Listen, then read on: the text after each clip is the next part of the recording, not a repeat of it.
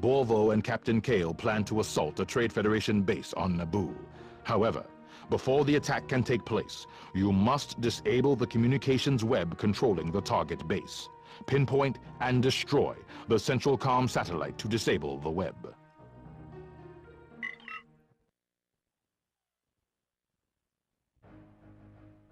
The N-1 starfighter represents the pinnacle in Naboo military technology. Armed with twin laser cannons and proton torpedoes, the agile N-1 is designed for patrol and escort missions. Deflector shields protect the pilot, while an onboard astromech aids in navigation and repairs. Captain Kale here. Listen up. We've located a Trade Federation Comm satellite. If we can destroy it, we'll temporarily deactivate one of the Trade Federation bases on Naboo. Alright, here we go. First mission in any Rogue Squadron game, or game developed by the Rogue Squadron people, to take place in space. Alright, so we gotta take down the shield generators. There are 3 shield projectors that we have to destroy before we can go after the main thing. Unfortunately, they're also surrounded by mines. And because we are in 3D space, they can be anywhere. Above us, below us. There it is. I found one of the slave satellites, sir. And a minefield. Okay, clear a path to the shield projector, then destroy it.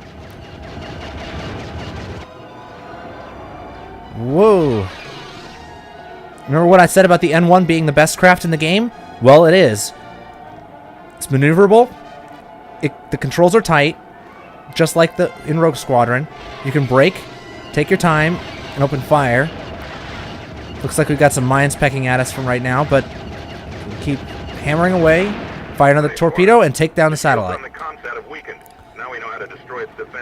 And, unlike the police cruiser, the N-1 actually has an astromech droid on board, so like the X-Wing and the Y-Wing before it, you could actually have your vehicle repaired if you take your time and wait around a little bit for it to do so. As long as you don't take too much damage, that is. More droid starfighters are on the way. We need assistance, Site. Now you want to save a few torpedoes for the actual satellite itself, but these projectors are tough, and you're going to need to take you're going to need to use a couple of them at least, just to sort of weaken it. My droid is damaged.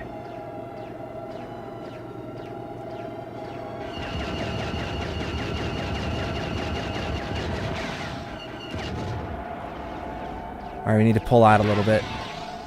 Keep your eye on your mini-map and stay away from the clusters of red that mean there are mines around, because you do not want to get caught in a whole bunch of mines at once. That's 2 satellites down. Captain Kale, the shield is noticeably weaker.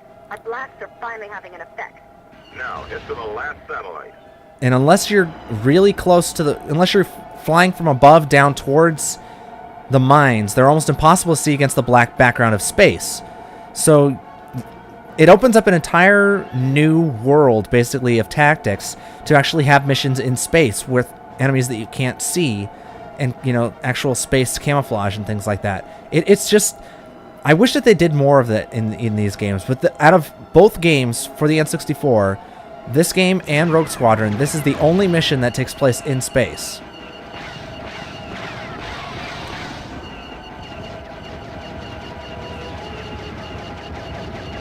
Except for one later on in this game, but I'm not going to spoil that for you guys. Destroy them. That's one other thing that the N1 is that the police cruiser just isn't, is fast. Put your foot down, hold down R button, and then just go. If you got stuff on your tail, they won't be able to keep up with you. No, the droids simply are not good enough to keep up with you in this game. Their AI just is not good enough. That's the one thing that I noticed is basically the biggest difference between this game and Rogue Squadron, is that while Rogue Squadron has a much more balanced roster of craft, Okay, move in and destroy that. where pretty much every craft is dangerous, in this game, In this game, there's only one, the N1. Every other craft sucks.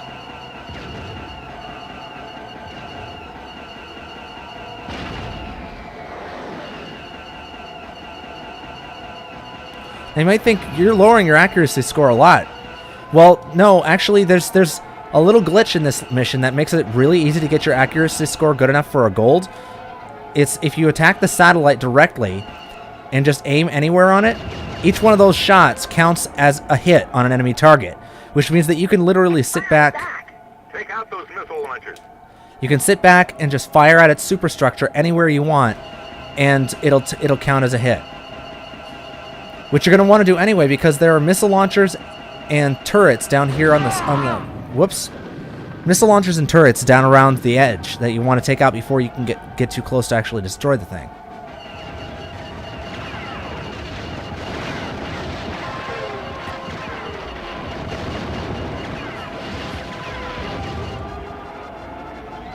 I'm hit, but I'm okay. Yeah, I really don't care. You might be thinking, where do we pick up a girl pilot? She's actually one of the Hutt's minions. We picked up a couple of them. This thing can sure take a beating. Hit it hard.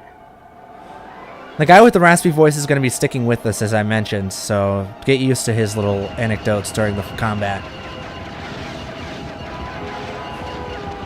My droid is damaged. Wow, there are a lot of these guys around.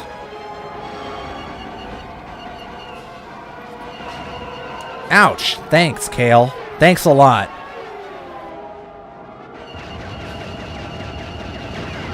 There we go. Good work, people.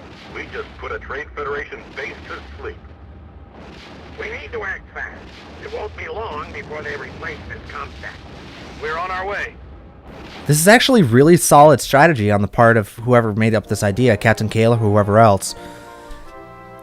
Just the idea of disabling the droid communications in any way possible and then hitting the base while they're disabled, that's really smart. I mean, considering that's exactly what they do in the actual movie, this is basically that on a smaller scale. So, yeah, props to that. It looks like we need to get our enemy count up a lot higher if we want to get better than a bronze. But since I'm not going to be trying to gold this mission, I'll just be going on to the next one in the next video. So I'll see you guys then.